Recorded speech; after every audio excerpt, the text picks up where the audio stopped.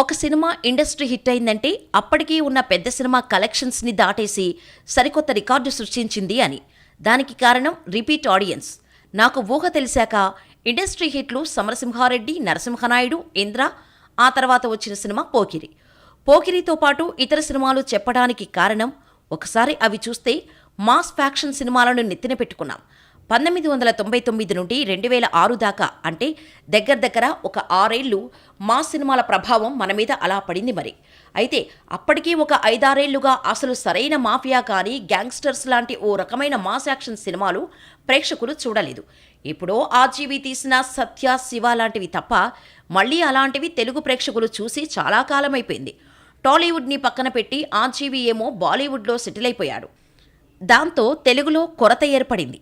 అయితే అప్పుడే మాస్ అంటే ఫ్యాక్షన్ అనుకునే సమయంలో సరిగ్గా యాక్షన్ మూవీ పడితే ఎలా ఉంటుందో చూపించిన సినిమా పోకిరి.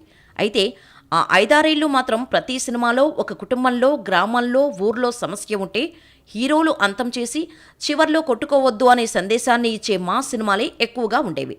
అయితే శివ, సత్య లాంటి సినిమాల తర్వాత ఆర్జీవీ చేసిన యాక్షన్ ముందు అవన్నీ ఉసూరుమనిపించాయి. కానీ ఆర్జీవీ లేని లోటును తీర్చింది ఒక రకంగా పూరీనే. పూరి ఆంధ్రావాలాతోనే మాఫియాని, గ్యాంగ్స్టర్ డ్రామాని దింపుదామని చూశాడు. కానీ అది దారుణంగా బోల్తా కుట్టింది. కానీ పోకిరి మాత్రం అంత కనెక్ట్ అవుతుంది అని పూరి, మహేష్ కూడా ఊహించి ఉండరు. ఆ రేంజ్లో సక్సెస్ అందుకుంది పోకిరి. అయితే ఆ రేంజ్లో ఇండస్ట్రీ హిట్ సాధించడానికి కూడా పోకిరికి కొన్ని విషయాల్లో అదృష్టం కలిసొచ్చింది అనే చెప్పాలి. అందులో మొదటిది gangster mafia action. Pokiri release సమయంలో ఇతర సినిమాలన్నీ నిరాశపరిచినవే. ప్రభాస్ పౌర్ణమి, బాలయ్య వీరభద్ర, పవన్ కళ్యాణ్ బంగారం అన్నీ నిరాశపరిచినవే. ఇలా సరిగ్గా చూసుకుంటే పోకిరి వచ్చిన 2 నెలల దాకా సరైన సినిమా రాలేదు. 2 నెలల తర్వాత పెద్ద సినిమా హిట్ అయింది అంటే రవితేజ, విక్రమార్కుడు మాత్రమే. ఈ 2 నెలల వ్యవధిలోనే పోకిరి సోలోగా థియేటర్స్ని కాపాడింది, ఇండస్ట్రీని ఏలిందనే చెప్పాలి. ఒక రకంగా రిపీట్ ఆడియన్స్ రావటానికి వేరే ఇతర గొప్ప సినిమాలు లేకపోవటం కూడా కారణమే.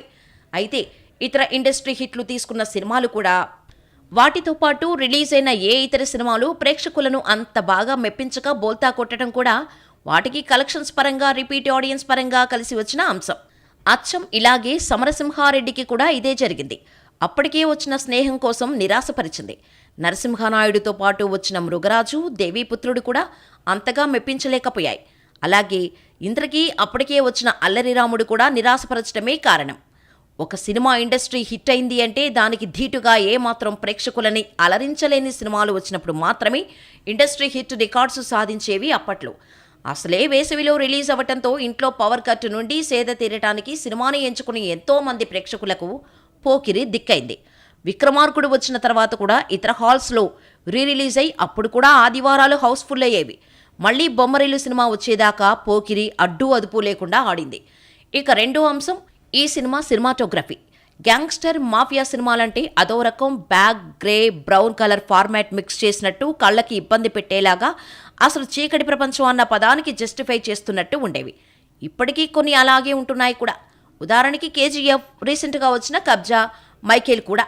కానీ పోకిరి మాత్రం విజువల్గా సూపర్గా ఉంటుంది. మాఫియా ఫైట్ సీన్స్ ఒక్కసారి పాత సినిమాలు పోకిరివి చూడండి, మీ కంటికి అర్థమవుతోంది. ఫైట్లను కూడా కంటికి ఇంపుగా చూపిన సినిమా పోకిరి. ఇక మూడవది పూరి మార్క్. ఆది నుండి అంతం దాకా ఇది మన మహేషేనా ఇలా చేస్తుంది, ఇది మన మహేషేనా, ఇది మన మహేష్ లుక్కేనా, ఆ డైలాగ్ డెలివరీ ఏంటి ఇంత నచ్చేసింది, ఆ ముక్కు ఎగపీల్చటం ఏంటి స్టైల్గా ఉంది, అన్నయ్య అనే పదం ఏంటి కొత్తగా బాగుంది, మాస్ అంటే హీరో వైట్ కలర్ షర్టు వేయాల్సిందే అన్న నాటుకుపోయిన భావనని పటాపంచలు చేసి ఎలా ఉన్నా పర్లేదు ఇంపాక్ట్ ఇచ్చామా లేదా అన్నట్టు తర్వాత వచ్చిన ఎన్నో సినిమాలకు దిశానిర్దేశం చేసిన సినిమా పోకిరి. నాలుగవది మణిశర్మ. చాలామంది ట్విస్ట్ అంటారు, కానీ మొదటిసారి చూసినప్పుడే ట్విస్ట్, రెండోసారి ఎలాగూ మనకు తెలిసిన ట్విస్టే కదా అని అయినా సరే సీట్లో ముందుకి జరిగి మరీ చూస్తాం ఆ సన్నివేశం రాగానే. దానికి ప్రథమ కారణం మణిశర్మ బీజిఎం. అసలు మహేష్ కారు దిగి వస్తుంటే మ్యూజిక్ ఏమైనా కొట్టాడా? మన రక్తంలో కూడా ఆ మ్యూజిక్ ప్రవహిస్తుంది. అలా ఎలివేట్ చేశాడు మ్యూజిక్తో.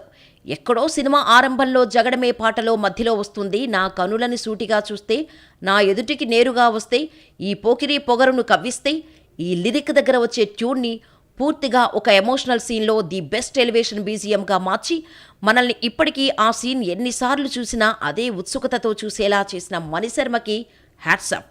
ఇకపోతే చివరిగా ఇలియానా కూడా ఒక కారణమే. అప్పుడే దేవదాసు సినిమాతో యూత్ మొత్తాన్ని తన వైపు తిప్పుకున్న ఇలియానాకి రెండో సినిమా పోకిరి. మహేష్ పక్కన పర్ఫెక్ట్ పేరుగా సెట్ అయ్యారు.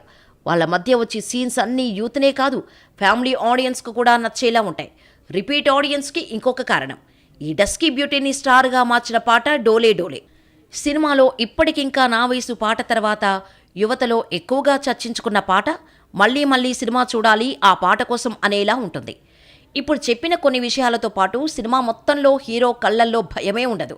ఎమోషన్ కళ్ళతో చూపించటం, పూరి డైరెక్షన్ అంటే ఏంటో చెబుతుంది. గొంతు చించుకొని చెప్పే డైలాగులకి చర్మగీతం పాడింది ఈ సినిమా నుండే. మామూలుగా మాట్లాడి జనాలతో ఈలలు వేయించవచ్చు అని చెప్పిన సినిమా ఇదే. అయితే ఒకటి బాస్కెట్బాల్ కోర్టు సీన్ మహేష్కి తప్ప వేరే ఎవ్వరికీ సూట్ కాదన్నట్టుగా ఉంటుంది. లోకల్ ట్రైన్ ఫైట్, ఈ రెండు కూడా ఆడియన్స్ని కట్టిపడేస్తాయి. శృతి నాదే, రివాల్వర్ నాదే డైలాగు మాత్రం నెక్స్ట్ లెవెల్. మరి ఇదంతా విన్నాక మళ్ళీ ఓసారి సినిమా చూసేద్దాం అనిపిస్తుందా? మీకు అనిపిస్తుంది నాకు తెలుసు, ఎందుకంటే నాకు అలాగే అనిపించింది. మరి నేను చూశాను, మరి మీరు చూసేయండి. ఇక పూరి డైరెక్షన్కు మహేష్ డెడికేషన్కు ఒక లైక్ కొట్టేసి మీ బ్యాచ్లో ఉన్న పూరి జగన్నాథ్ లేదా మహేష్ బాబు ఫ్యాన్స్కి షేర్ చేసి ఇలాంటి మరిన్ని ఇంట్రెస్టింగ్ మూవీ అప్డేట్స్ కోసం ఛానల్ని వెంటనే సబ్స్క్రైబ్ చేసుకొని పక్కనే ఉన్న బెల్ ఐకాన్ కొట్టండి.